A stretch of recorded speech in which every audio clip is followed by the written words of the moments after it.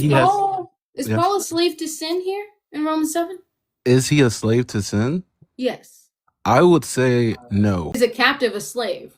Is a captive of slave. You can be a slave of righteousness or you can be a slave of sin. So I want you also to explain to me why he says he's captive to the law of sin. Because you're right, you can either be a slave to righteousness or a slave to sin.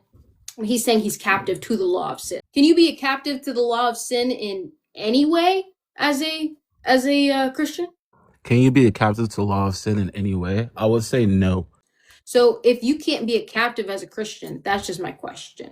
You didn't really answer that, but that's okay. I'll just assume that maybe you're just unsure. So what question did you have for me? Do you think Paul is not a Christian?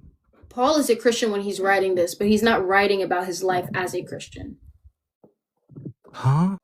This is why in verse 5, if you read it, it says, for while we were living in the flesh, past tense, while we were living in the flesh, our sinful passions allows by the law were at work in our members.